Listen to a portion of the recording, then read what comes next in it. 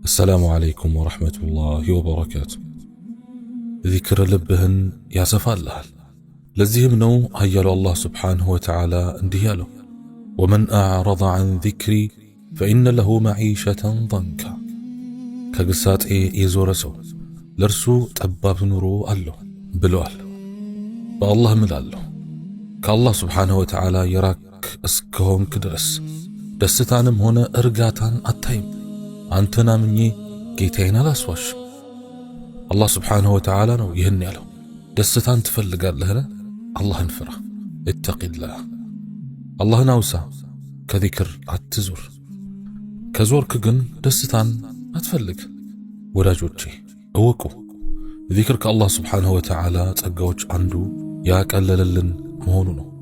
አሁን ሁሉም አምልኮች የተገደቡ ናቸው። ለምሳሌ ሰላት ጊዜ አለው። ከተወሰነ የረክዓ ብዛት አይበልጥም። ጾም የተወሰነ ጊዜ አለው። ሐጅ የተወሰነ ጊዜ አለው። ዚክር ግን ገደብ የለውም። አላህ ስብሓንሁ ወተዓላ ምን ይላል?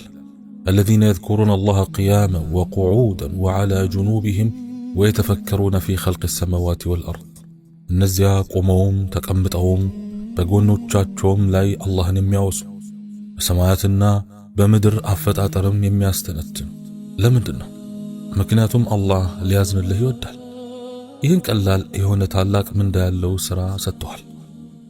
እንዲሁም እወቅ፣ ይህ ዚክር ጥበቃን ይዞልሃል፣ ጥበቃን ይሰጣል። ለምሳሌ ላኢላሃ ኢላላህ ወሕደሁ ላ ሸሪከ ለህ ለሁል ሙልክ ወለሁል ሐምድ ወሁወ ዐላ ኩሊ ሸይኢን ቀዲር። ወይም ከአላህ በስተቀር በእውነት የሚመለክ አምላክ የለም፣ አንድ ነው፣ አጋርም የለውም። ንግስናና ምስጋና ለእርሱ ነው፣ እርሱም በሁሉም ነገር ላይ ቻይ ነው የሚለውን በየጠዋቱ 100 ጊዜ ትላለህ። ተጠንቀቅ እንዳትተዋት። ከምግብህና ከመጠጥህ በበለጠ ጠንክረህ ያዛት። ምክንያቱም በዚያ ቀን በአላህ ስብሓንሁ ወተዓላ ፍቃድ ከሸይጣን ትጠብቃለች። ከሁሉም ድግምት፣ ከሁሉም ምቀኝነት፣ ከሁሉም አይን ትጠብቃለች። እኛም ክፋት በተስፋፋበት ዘመን ላይ ነን። ይህ ብቻ አይደለም። ሁለተኛው የትንሣኤ ቀን 10 ባሮችን ነፃ ያወጣህ ያክል ሆነህ ትመጣለህ። ከዚያም ነቢዩ ዓለይሂ ሰላቱ ወሰላም ምን አሉ? አስተውሉ። ከኢስማኤል ልጆች አሉ፣ ማለትም 10 ነፃ ሰዎችን ነፃ ያወጣህ ያህል ነው። ከትላልቅ ሥራዎች ሁሉ ደግሞ ሰውን ነፃ ማውጣት ነው። አላህም ስብሓንሁ ወተዓላ በምላሹ ከእሳት ነፃ ያወጣሃል። አየህ፣ በጠዋቱ ይህንን ዚክር የምትልበት ደቂቃዎች ብቻ ናቸው። ስለዚህ ወደ ጌታችን በሚያቀርበን ነገር በነፍሶቻችን ላይ አንሰስት። ወንድሞቼ እህቶቼ፣ ከጌታችን አንዘናጋ። ዱንያ አዘናግታናለች። እስከ ህልማችን ድረስ ስለሷ እናልማለን። ጊዜያችን ሁሉ ዱንያ ዱንያ ዱንያ ነው። ከዚያስ ወላሂ በውስጧ አንቆይም፣ እንሄዳለን ጥለናት። ስለዚህ ሐሳብ፣ ጭንቀት የተባሉ ሁላ እንዲወገድልን ከአላህ ጋር ስብሓንሁ ወተዓላ እንተሳሰር። እነዚህ ልቦች ይዝጋሉ። ነቢዩ ዓለይሂ ሰላቱ ወሰላም እንዳሉት የዝገቱም ማጥሪያ አላህን ማውሳት ነው። የምታመጣቸው እነዚህ መልካም ሥራዎች መጥፎ ሥራዎችህን ያብሳሉ፣ ያጸዳሉ። መልካም ሥራዎች መጥፎ ሥራዎችን ያስወግዳሉ እንዳለው ነው። ኢነል ሐሰናት ዩዝሂብነ ሰይአት። እነኚህ መልካም ሥራዎችንና መጥፎ ሥራዎችን እንደምትለብሰው ልብስ እመስላችኋለሁ። በላዩ ላይ እድፍ ካለ ከነዚህ እድፎች መካከል በቀላሉ የሚታጠብ አለ፣ 2 ወይም 3 ጊዜ መታጠብ የሚያስፈልገውም አለ፣ 10 ጊዜ መታጠብ የሚያስፈልገውም ይኖራል። እኛና ወንጀሎቻችንም እንደዚሁ ነን። ወንጀሎችን ለማጽዳት ታላላቅ ወንጀሎች አለብን፣ ትንንሽ ወንጀሎችም አለብን፣ የተቀላቀሉ ሥራዎችም አሉብን። መልካም ሥራዎችን ስናበዛ ምን ይከሰታል? እናብሳለን፣ እናብሳለን፣ እናብሳለን። ነፍሶቻችን ይጸዳሉ፣ ሕይወታችንም ይጸዳል። ወደ አላህም ስብሓንሁ ወተዓላ እንቀርባለን። አላህን የረዳው አላህ ይረዳዋል። አላህን ብትረዱት ይረዳችኋል። አላህን ብታወሱት ያወሳችኋል። በአላህ ብትታገዙ ያግዛችኋል። በአላህ የተመካ እርሱ በቂው ነው። ይህ ልታውቀው የሚገባ ጉዳይ ነው። ስለዚህ ያ ነቢይ ስለነበረ ነው አትበል። አይደለም፣ አንተ ባሪያው ነህ፣ አንተ ውዱ ነህ፣ አንተ ሰማያትና ምድር የፈጠሩለት ነህ። ለዚህም ነው ዋጋህን ማወቅ ያለብህ። በአላህ ዘንድ ከአላህ ካዕባ እንደምትበልጥ ማወቅ አለብህ። ከዚያም በአላህ የመተማመን ደረጃ ይጀምራል። ምክንያቱም አንዳንድ ሰዎች እምነት እንዳይኖራቸው የሚያደርጋቸው ነገር ራሳቸውን ማሳነሳቸውና ምንም እንዳልሆኑ ማየታቸው ነው። በሰዎች አይን ምንም ባትሆንም በአላህ ዘንድ ግን ደምህ የተጠበቀ ነው፣ ክብርህ የተጠበቀ ነው፣ ዱዓህ ተቀባይነት ያለው ነው። ጌታዬ ሊመልስህ ያፍራል። ወደ እርሱም ስትቀርብ በበጎ ነገር ተበሰር። አንተ በእርግጥ በእርሱና በአንተ መካከል ያለውን ነገር አሳምረሃል። ወዳጆቼ ነገሮች እየጠበቡ ሲመጡ መውጫው መቃረቡን ማወቅ አለብን።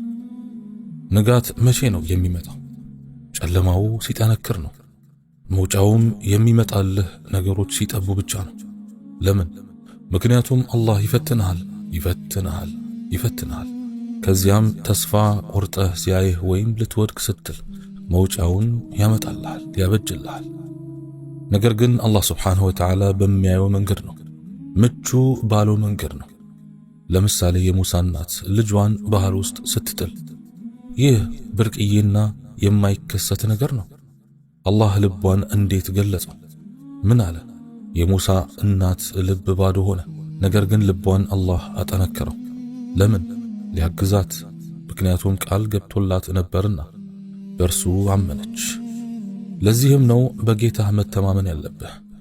አላህ እርሱ በሰማይም አምላክ ነው፣ በምድርም አምላክ ነው፣ እርሱም ጥበበኛውና አዋቂው ነው ሲልህ በሰማይም የሚመለክ በምድርም የሚመለክ በሁሉም ነገር ላይ ቻይ መሆኑን ማወቅ አለብህ። አሁን አንድ ገበሬ ምንድነው የሚያደርገው? ዘሩን ይበትናል፣ ይዘራል። ነገር ግን የሚያበቅለው ማን ነው? ኃያሉ አላህ ስብሓንሁ ወተዓላ ነው። አንተ ከሚስትህ ጋር ስትተኛ ይህን የወንድ ዘር ትጥላለህ ብቻ። የሚያንጸውና የሚያሳድገውስ ማን ነው? የምትዘሩትን አያችሁን? እናንተ ትፈጥሩታላችሁን ወይንስ እኛ ፈጣሪዎቹ ነን? የምታርሱትን አያችሁን? እናንተ ትዘሩታላችሁን ወይስ እኛ ዘሪዎቹ ነን? የምትጠጡትን ውሃ አያችሁን? እናንተ ከደመና አወረዳችሁት ወይንስ እኛ አውራጆቹ ነን? አንተ ምክንያት ብቻ ነህ፣ አንተም ያለ አላህ ምንም አይደለም። ስለዚህ በጌታ ተማመን። በሆስፒታል ውስጥ ያለው ሐኪም ፈዋሹ እሱ ነውን?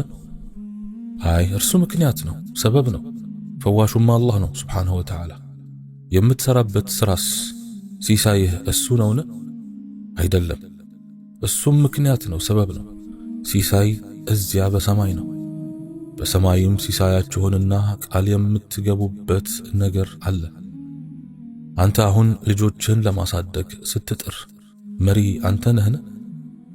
ስንት አሳዳጊ ነው ያስተዳደግ መንገድ ያልተወው፣ ነገር ግን አላህ ልጆቹን ያላቀን ነው። ስንት ያደንዛዥ እጽ አዘዋዋሪ ነው ልጆቹ ዳዒዎች የሆኑት። መሪው አላህ ስብሓንሁ ወተዓላ ነው። አንተ ሰበብ ብቻ ነህ። ስለዚህ በስራህ አትመካ፣ ሁል ጊዜ ከጌታ ጋር ተገናኝ። በአላህ ስብሓንሁ ወተዓላ መተማመንና መልካም ግምት ሊኖርህ ይገባል። በአላህ መልካም ግምትና መተማመን ነው ሕይወትህን የሚያራምደው። ልብህ እንዲረጋጋ ያደርጋል። የደረሰብህ ነገር ሊያመልጥህ አልነበረም፣ ያመለጠህም ሊደርስብህ አልነበረም። በአንተ ላይ ያለው ጸጋ ሁሉ ከአላህ ስብሓንሁ ወተዓላ መሆኑን እወቅ። ስለዚህ በሰዎች ላይ አትኩራራ፣ አትኮፈስም። ምክንያቱም ደካማ መሆንህንና ያለ አላህ ምንም እንዳልሆንክ ታውቃለህ። ሲሳይህን ስትፈልግ አላህ ስብሓንሁ ወተዓላ ከከለከለው ነገር አትፈልግ። ለምን? ምክንያቱም ሲሳይ ወይም ሪዝቅ ከአላህ መሆኑን ታውቃለህ። ስለዚህ አላህ በከለከለው ነገር አትጠይቁም፣ ምክንያቱም ሲሳይ ከአላህ መሆኑን ታውቃለህ። ስለዚህ ሲሳይህን ስትፈልግ በሐራም መንገድ አትፈልገው። ነቢዩም ዓለይሂ ሰላቱ ወሰላምም እንደዛው ነው ያሉት። አላህ ስብሓንሁ ወተዓላ መጨረሻችንን ያሳምርልን። اللهم إنا نسألك حسن الخاتمة. اللهم اجعل قبورنا رياضا من رياض الجنان ولا تجعلها حفرا من حفر النيران. اللهم تقبل صلاتنا تامة، واغفر ذنوبنا عامة، ولا تجعلنا من أهل النار يوم القيامة، واجعلنا من أهل الجنة يا الله، وادخلنا إياها بالسلامة برحمتك يا أرحم الراحمين. اللهم تجاوز عنا، اللهم اغفر لنا ولجميع موتانا وموتى المسلمين. اللهم اغفر لنا ولوالدينا ولجميع المسلمين والمسلمات والمؤمنين والمؤمنات الأحياء منهم والأموات. اللهم أنت التواب فتب علينا، اللهم أنت الرحيم فارحمنا، اللهم أنت الرزاق فارزقنا برحمتك يا أرحم الراحمين. اللهم يا مقلب القلوب ثبت قلوبنا على دينك، اللهم يا مقلب القلوب ثبت قلوبنا على دينك. اللهم اغفر لنا جميع ذنوبنا، فإنه لا يغفر الذنوب إلا أنت. اللهم آتنا في الدنيا حسنة وفي الآخرة حسنة وقنا عذاب النار. سبحانك اللهم وبحمدك، أشهد أن لا إله إلا أنت، أستغفرك وأتوب إليك. وآخر دعوانا أن الحمد لله رب العالمين، والسلام عليكم ورحمة الله وبركاته.